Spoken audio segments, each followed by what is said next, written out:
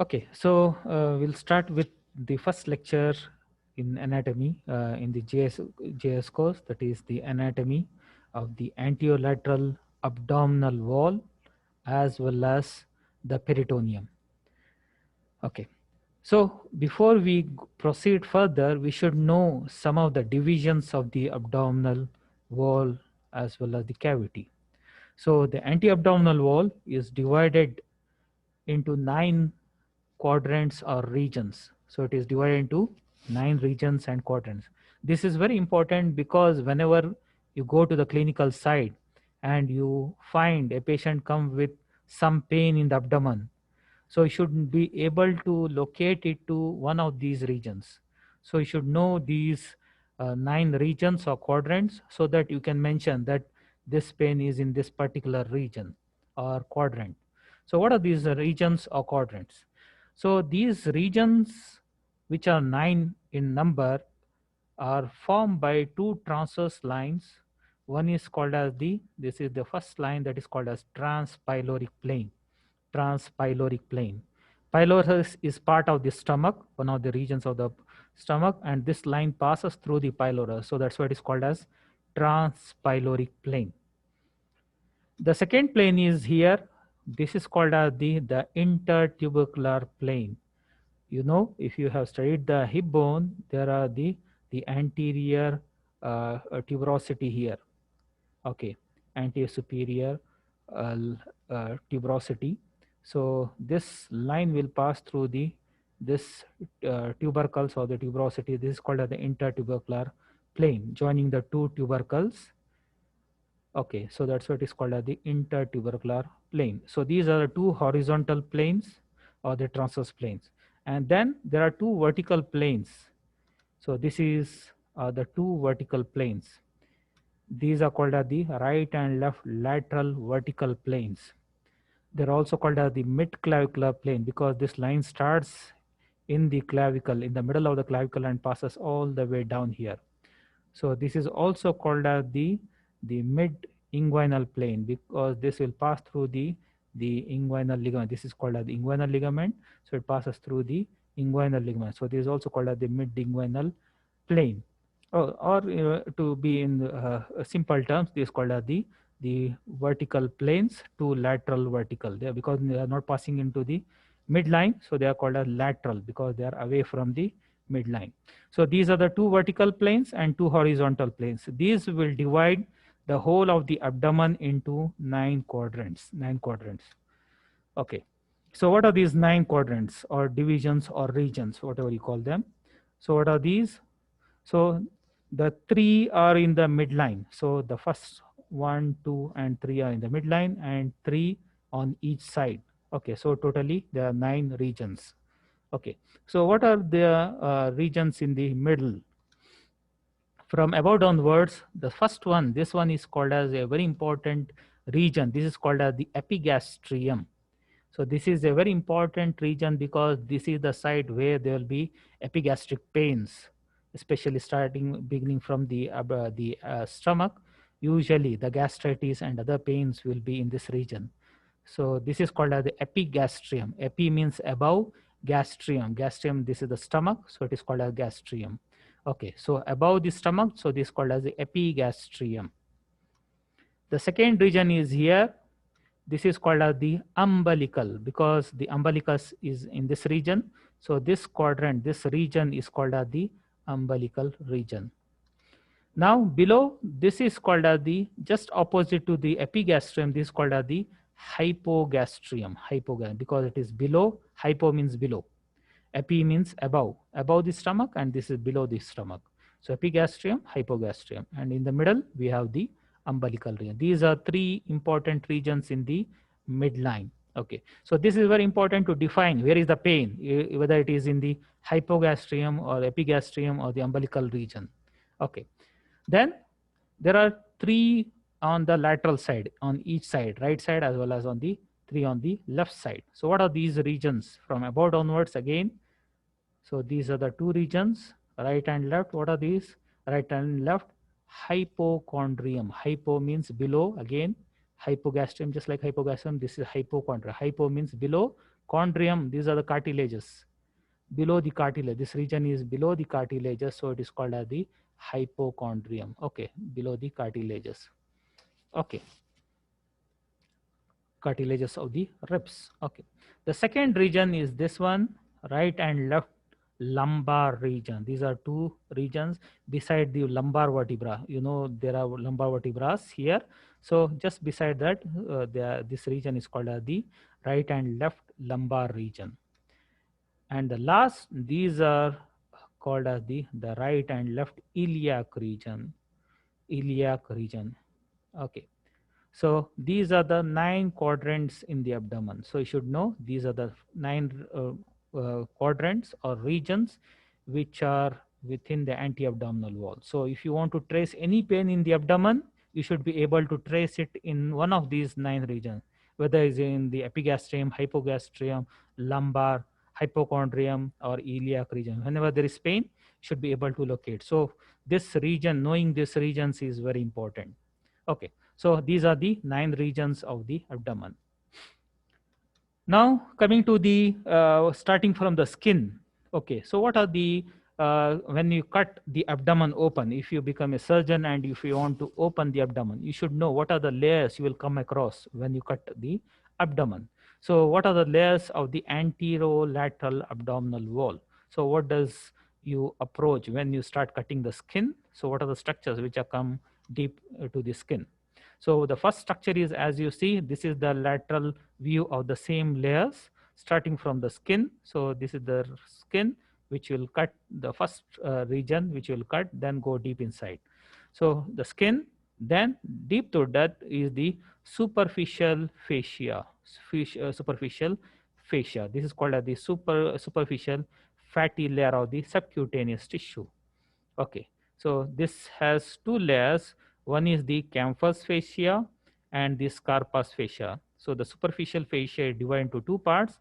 This is the campus fascia, which is fatty, mainly fatty, and deep to that there is non-fatty area. This is called as the scarpus fascia, deep membranous subcutaneous tissue. Okay.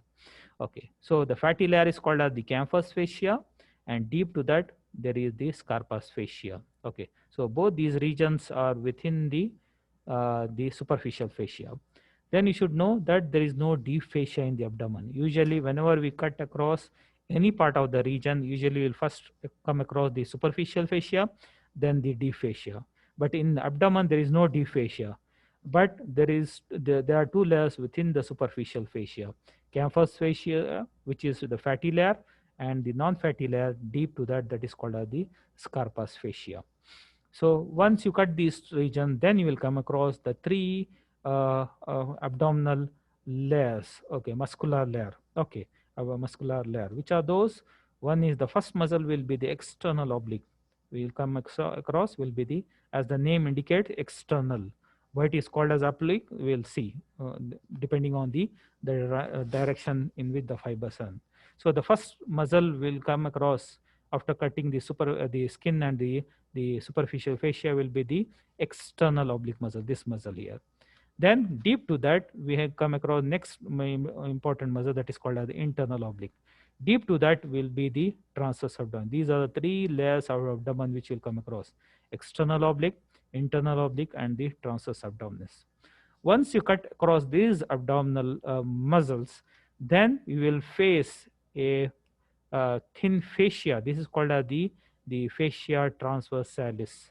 Fascia transversalis. This is the fascia which will be deep inside the abdominal layer. Okay, deep to the muscular part.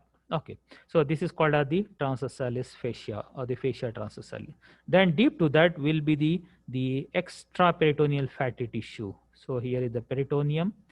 Peritoneum is a thin membrane within the abdomen which covers almost all the abdominal organs. Okay, so it is a thin membrane. So here you can see this is the parietal peritoneum.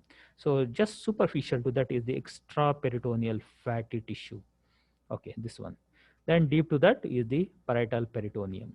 So these are the some of the important layers which will come across. This is very important for the surgeons because usually the surgeons will be cutting the abdominal wall to approach the deep organs. So you should know which are the structures which will come across. First is the skin, then the superficial fascia, which has the two layers, campus fascia and the carpus fascia. Then you'll come across three muscle layers: external oblique, internal oblique, and transverse abdominis. Deep to that will be the transversalis fascia, then the extraperitoneal fatty tissue, and the parietal peritoneum. Peritoneum has two layers, parietal, and deep to that will be the visceral layer, which will be covering the abdominal organs, which is not shown here. Okay, so this is about the layers of the anti-abdominal wall.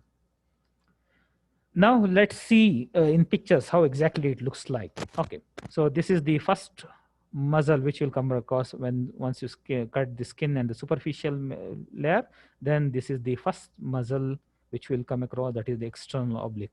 As the name indicate, external because it is the outermost muscle. If you see, these are the internal oblique is deep to that.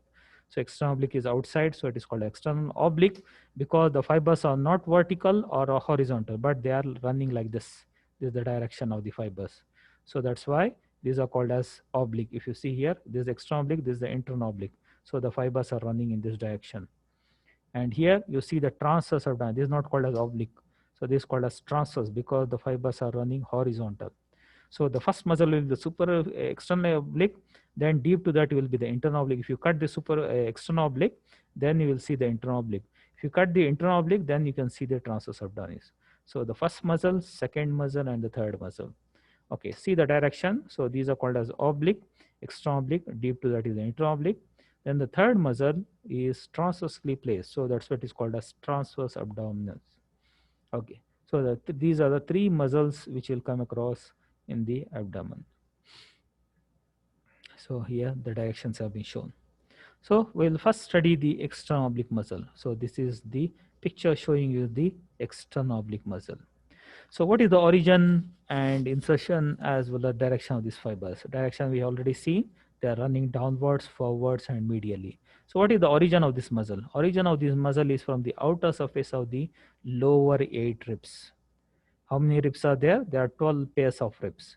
So this muscle will start from the lower 8. So that is starting from 5th, 6th, 7th, 8th, 9th, 10th, 11th, 12th. So this is the origin of this muscle from the lower 8 ribs.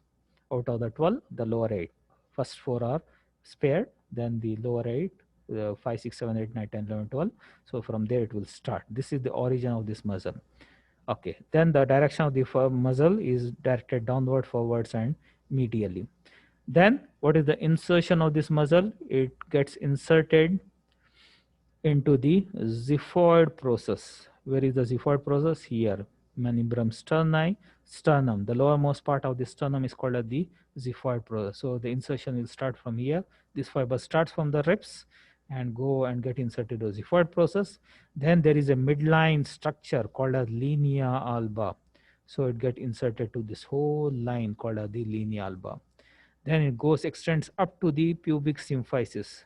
This is the region where the two bones meet, the hip bones, the front, that is called as the pubic symphysis. Okay, so it get inserted to the pubic symphysis. So xiphoid process, linea alba, which is the midline structure. So all these fibers will get inserted to this up to the pubic symphysis. Also, then there is a bony structure here. This is called as the pubic tubercle. Then anterior superior iliac spine. ASIS means anterior superior iliac spine. Here, this anterior superior iliac spine.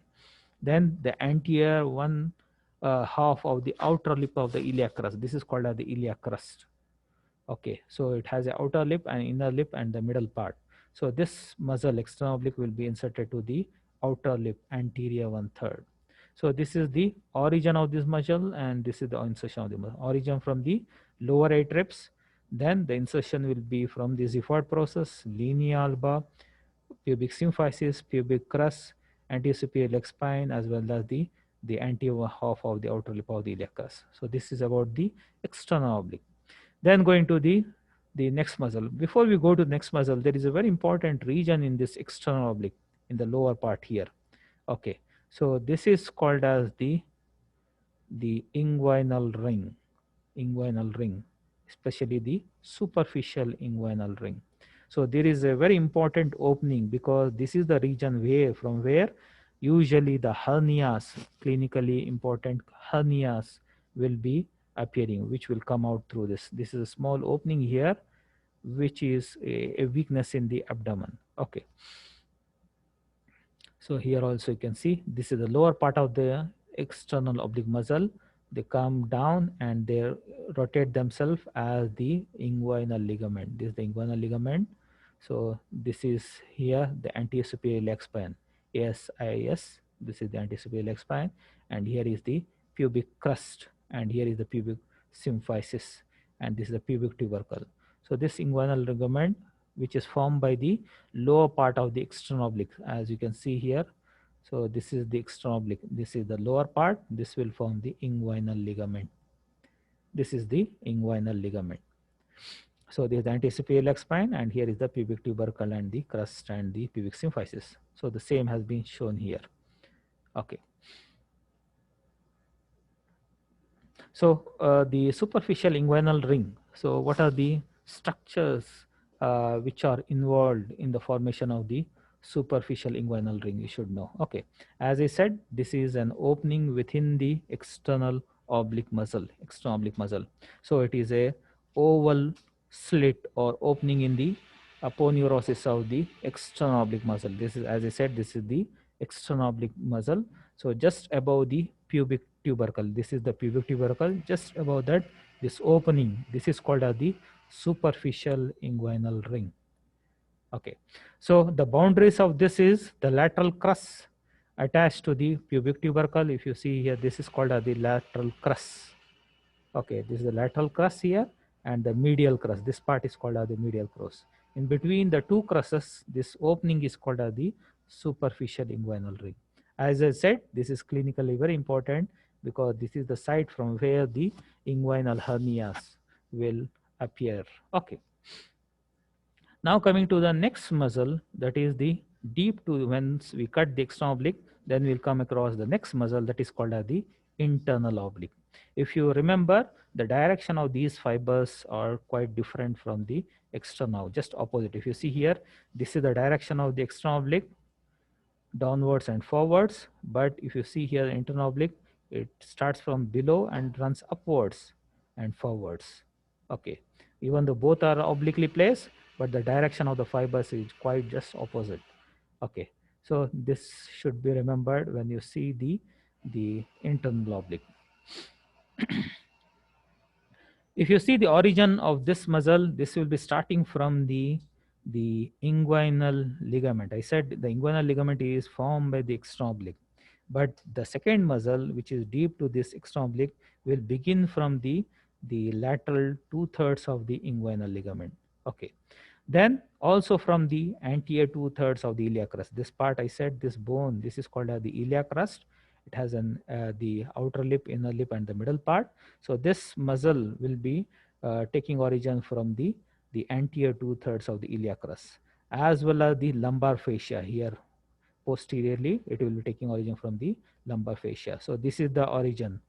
Okay, the origin of the external oblique was from the lower 8 ribs, but the origin of this internal oblique is just quite opposite. Okay, it is starting from the inguinal ligament, the iliac crust, as well as the lumbar fascia. And the direction of the fibers, as I said before, it will be forwards as well as upwards. Okay, just at right angles to the external oblique fibers. What is the insertion? Even though the origin is quite different from that of the muscle, but the insertion is quite similar to that of the external oblique. So that is from the lower 3 ribs as well as the costal cartilages, starting from here, the xiphoid process, the linea alba, the pubic crest, as well as the pectineal line. So this is quite similar to the external oblique. So both the external oblique as well as the internal oblique will be inserted to the xiphoid process, linea alba, as well as the pubic crust. Okay, so this is the site from for the origin of this muscle, and you have seen the insertion. Now coming to the third muscle, that is called as transverse abdominis. As I said, the name itself indicates the direction of the fibers. It is the fibers of this muscle are transversely placed. They are not vertical or oblique, but they are transversely placed.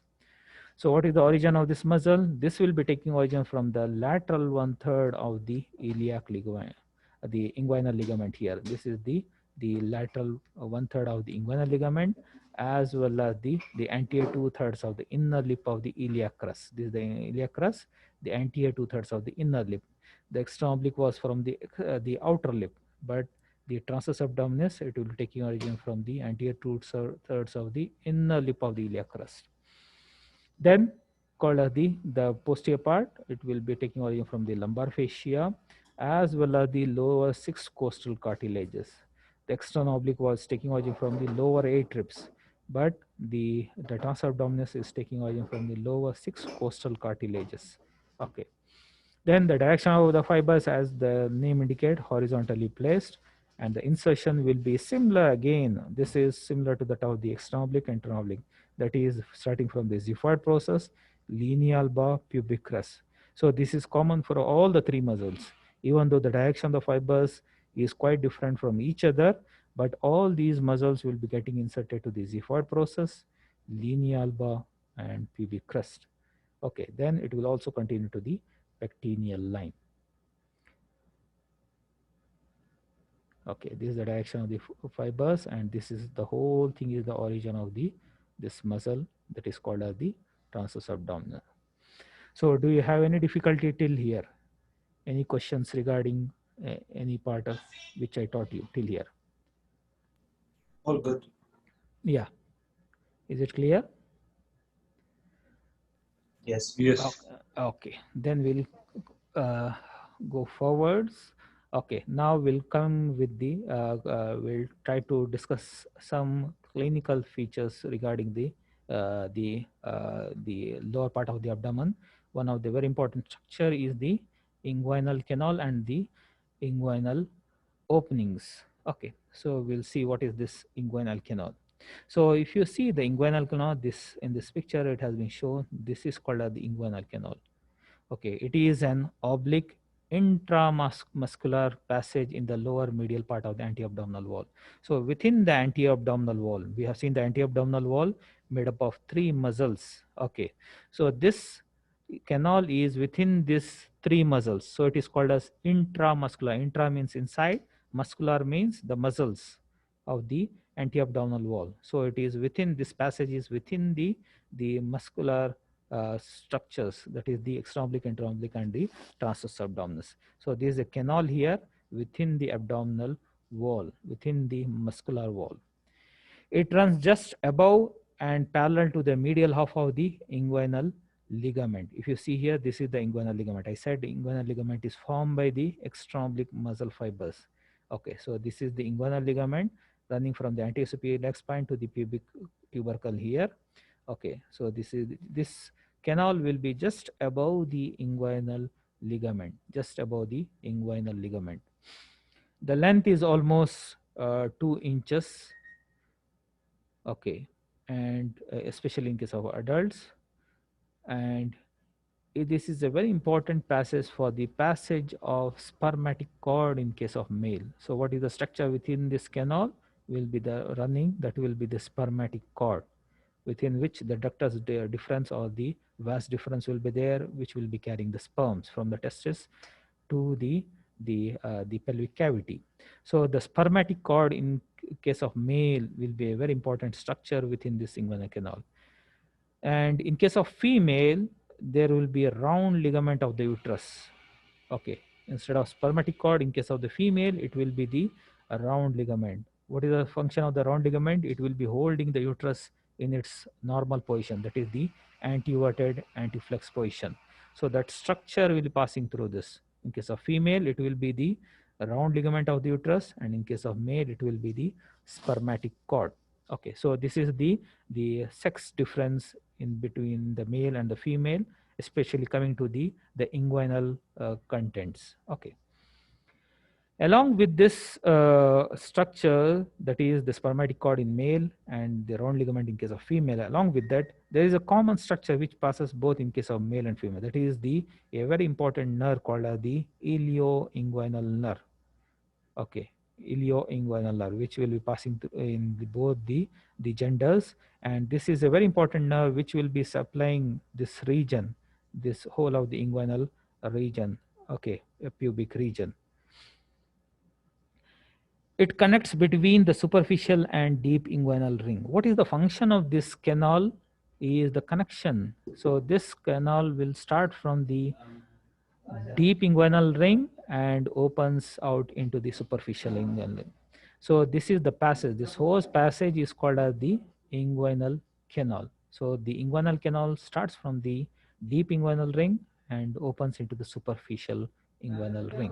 Okay, so it is connecting the abdominal cavity outside into the this pelvic region. Okay, the rectus abdominis muscle, we have seen there are three important muscles, that is the extraoblique, intraoblique, as well as transverse abdominis. Along with that, there are other muscles which are present within the anti-abdominal wall. One of the very important muscle is the rectus abdominis. This is the rectus abdominis muscle here. You can see in these pictures. So this vertical muscle on either side of the midline, this is called as the rectus abdominis. So the origin of this muscle is from the lower part. It starts from the as two heads from the pubic symphysis. Pubic symphysis, as we have seen, it is here. This is the pubic symphysis. The articulation between the two hip bones. This is called as the pubic symphysis. So from here, this muscle will start as two heads. Okay, it takes origin with two heads from the pubic symphysis as well as the pubic crest, and it runs all the way above into the costal cartilages for the fifth, sixth, and seventh costal cartilage. So this origin of this muscle is from the lower part, runs all the way above, and ends. The insertion will be into the fifth, sixth, and seventh costal cartilage. Okay, as well as the xiphoid process, the same xiphoid process where the linea alba is there. This is the linea alba which we are discussing.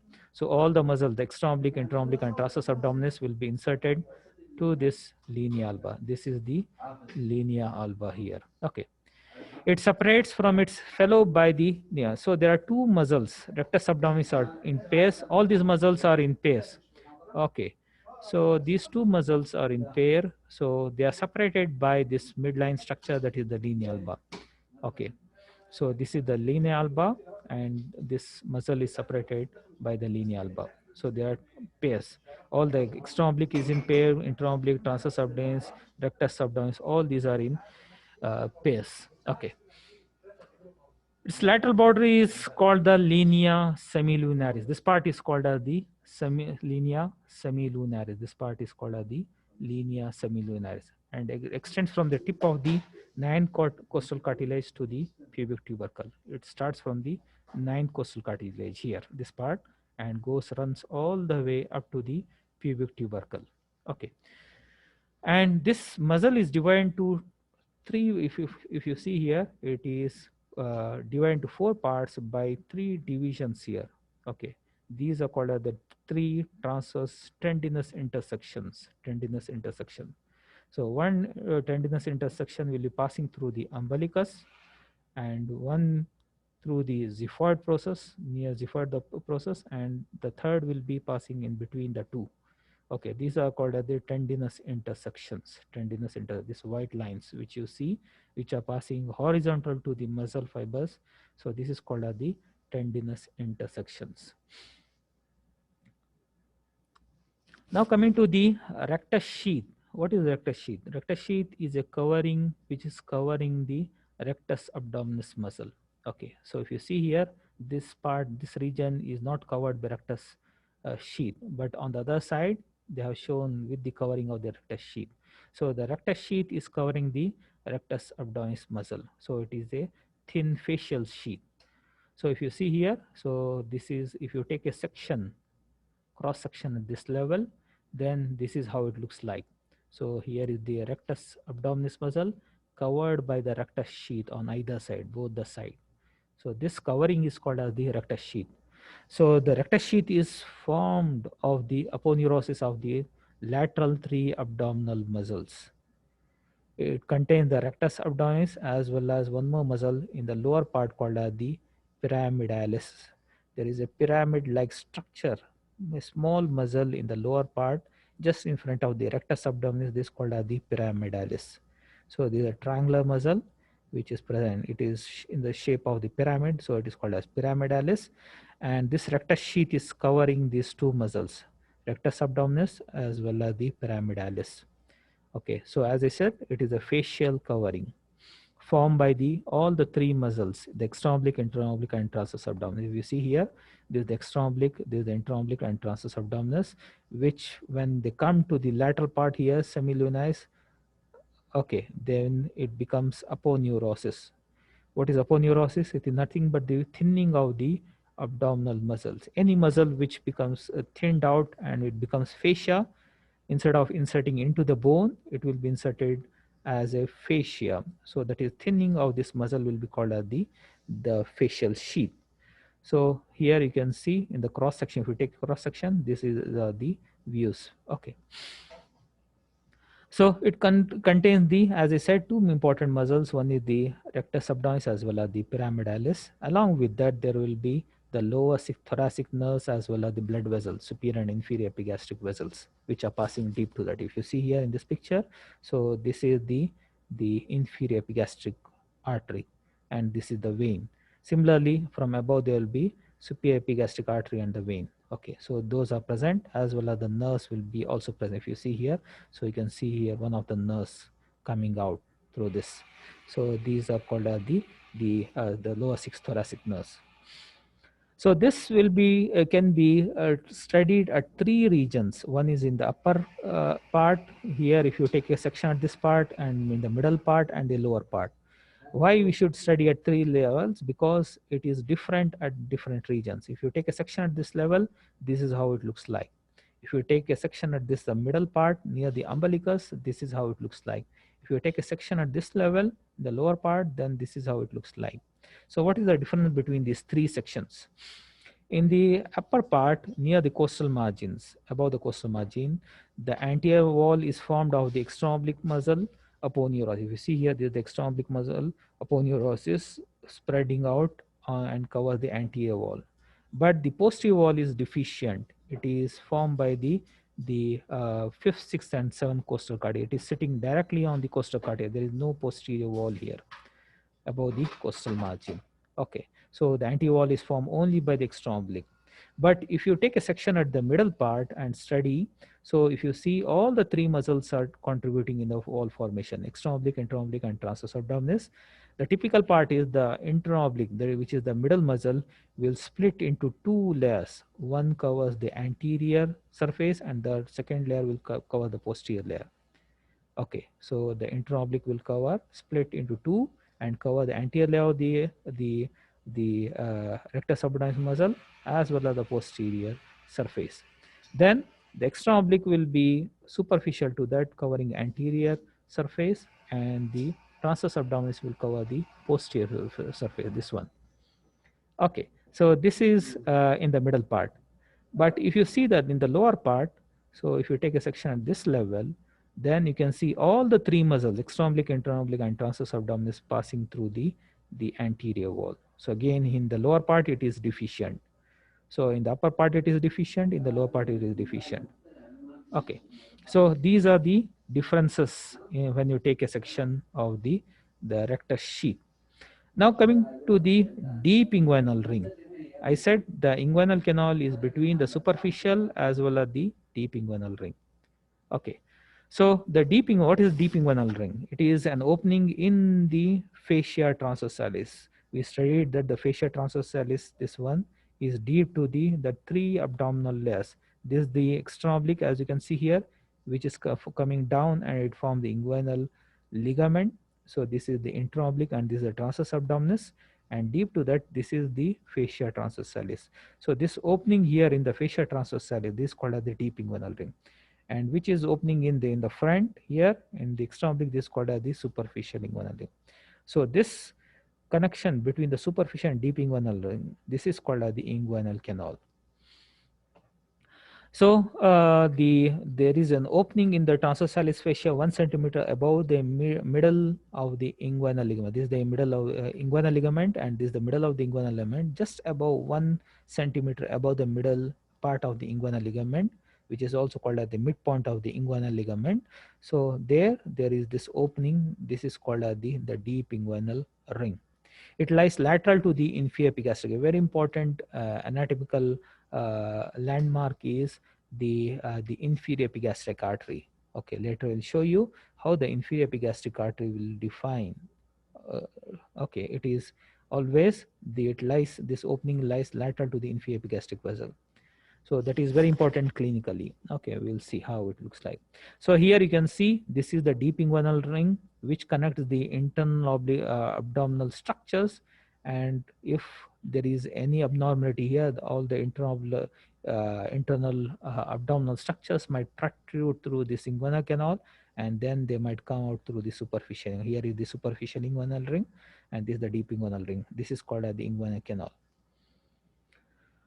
So coming to the wall, how it is formed, the anterior wall is formed by the external oblique, as you can see in this picture. Anterior wall is formed by the external oblique. Okay, then we have the external oblique muscle, as well as a partly by the internal oblique.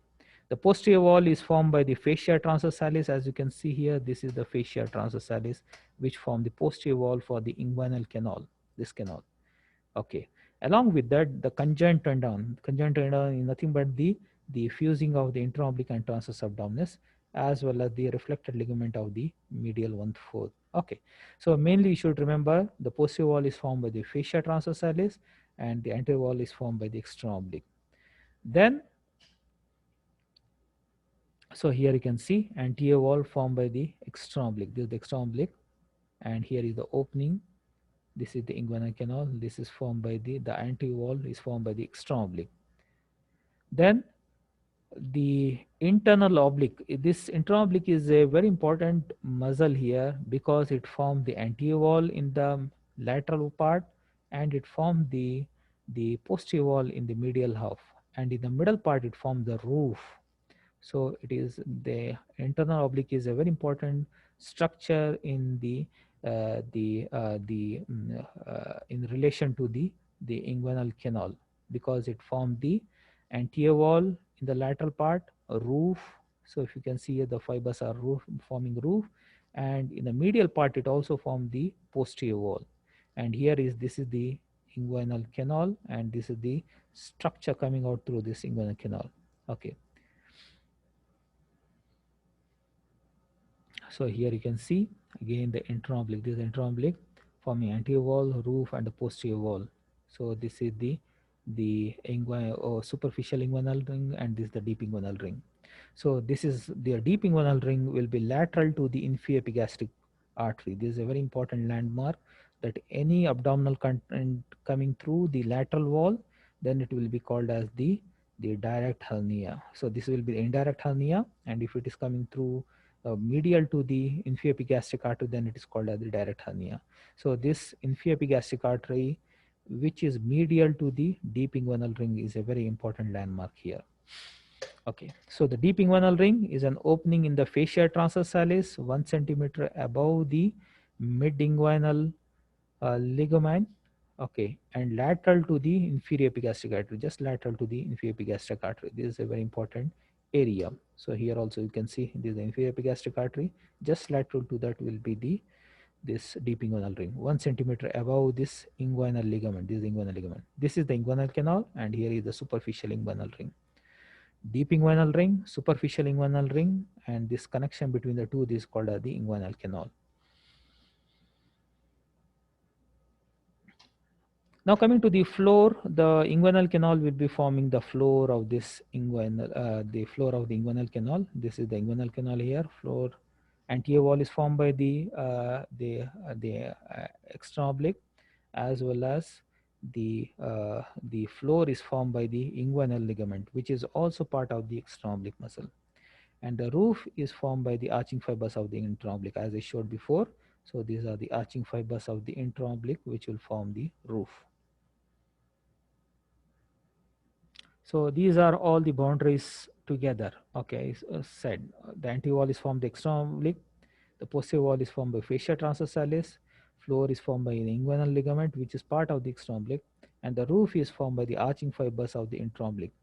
Okay, so if you see here, The anterior wall is formed by the internal oblique, the roof is formed by the internal oblique, even the posterior wall, which is conjoined tendon, is part of the internal oblique. Okay, so it forms, the internal oblique is very important in the formation anterior wall, roof, and the posterior wall. Now coming, as I said, the importance of this whole study of the anti-abdominal wall, especially the inguinal canal, is to study the abdominal hernias, which are very common clinically. Once you go to the hospitals, you can observe that there is a quite common case, especially in case of the elderly. Okay, so inguinal canal, the most common among them will be the direct and indirect hernia. There are other types of hernias which are called as femoral hernia, umbilical hernia, epigastric hernia, then the rectus abdominis muscle hernia, as well as the semilunis, as well as the internal hernia. I will show you all these pictures showing you the structure different. What we are talking here is about the inguinal hernias, which are most common. Apart from that, there are other types of hernia like the femoral hernia, if you see here in this. Then umbilical hernia, if there is any content coming through the umbilicus, then it is called a umbilical. Above the umbilicus, this is called the epigastric hernia. Sometimes if there are surgeries, after the surgeries there might be hernia. This is called as the incisional hernia. Incision means cutting of the abdomen. Okay, then after that there might be hernia. Okay, so this is how the inguinal hernia will look like. If you see here, so this is the picture showing you the inguinal hernia. Okay, so this is the most commonest, but you should remember that there are other types of hernias too: epigastric, umbilical, semilunar, incisional, femoral. All these are the different types of hernias. Okay, as I said, the abdominal hernias are of different types: inguinal, femoral, umbilical, epigastric, incisional, semilunar, lumbar, and internal hernias. All these are different types, but we are mainly concerned now here, because these are the most commonest, will be the inguinal hernias. These are again of two types, indirect as well as direct. This difference you should know clinically. Once you go to the hospital, then they will ask you to examine the patient and tell whether this patient has direct hernia or indirect hernia. So how do you differentiate between these two? In indirect inguinal hernia, it is always congenital. Okay, it is always from birth. Okay, or after, just after birth, you can see this hernias, which are quite common. This is a remnant of the process vaginalis. It is more common in males and in children. As it is congenital, it should be in children, and it is more common in case of males than the females. And it is seen that it is more common on the right side compared to the left side. It enters the inguinal canal through the deep inguinal ring and lateral to the inferior epigastric artery, and may descend to the scrotum to the superficial inguinal ring. I will show you all these pictures how they will begin from the deep inguinal ring. Okay, so they will pass through the deep inguinal ring and pass through the inguinal canal and come to the superficial inguinal. If it is coming from the lateral side to the inferior epigastric artery, this is indirect inguinal hernia, which is congenital and more common in female, in the males. Okay. Now coming to the direct hernia. Okay. This is also common in male, but it is more common in the elderly males, old males. Okay. Here it is in case of children, more common in children and males, and this is also common in male, but in older, elderly. This is because of the weakness of the abdominal wall. In this, it bulges medial to the inferior epigastric artery and its neck is wide. If you see here, if there is weakness in the abdominal wall, then directly, instead of passing through the deep inguinal ring, some of the abdominal contents directly push the abdominal wall and come out to the superficial inguinal ring. So this is called as direct hernia, which is common in males as well as elderly. But the indirect hernia, it is more congenital and in case of children. So the direct inguinal hernia is about 15% of all the inguinal hernias. So most of the hernias will be indirect, common in old men with weak abdominal wall, as I said, and rare in women. The hernial sac bulges through the posterior wall of the inguinal canal medial to the inferior epigastric. As you say, this is the inferior epigastric artery. If it is coming medial to that, then it is direct. If it is lateral, then it is indirect. Okay, so this is the difference between the direct and indirect. Okay. And if you see the neck, it is quite large opening. So the neck of the hernia is quite wide here. But in case of this part, because it is confined to this region, so the neck will be quite narrow. Okay.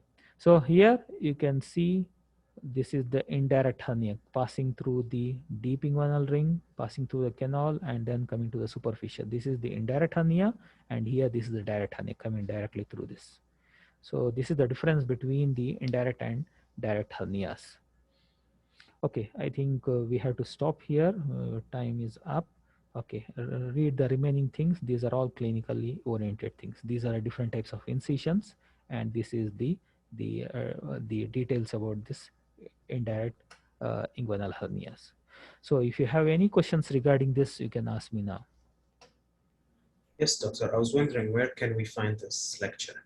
This lecture, I already have sent it on the WhatsApp group now. Yesterday I sent it on WhatsApp group. And if you have access on Moodle, then again you can download from there also. So check on the WhatsApp group. I have already sent it on the WhatsApp group yesterday. Okay. Thank you. Okay. And if you don't have access to the Moodle, just contact the student affair or the administration and take the username and ID and password for that. Okay. So that you have access to all the contents of this course. Any more questions regarding the lecture? Not about the lecture. Yeah. As for attendance. Yeah. There is others. Pardon? Can you be loud? Your voice is not clear. There is no icon for attendance in Moodle. Okay, no problem. I think today all are present. I have marked everyone present, and from the next lectures, I will upload for the attendance also, because all the students don't have access to the Moodle. So still I have not marked the attendance there. I will mark it manually. Later, inshallah, you will mark it directly yourself. Okay. Okay, thank you, doctor. Okay, welcome. Okay, if you don't have any questions, we'll stop here. Thank you. Thank you very much.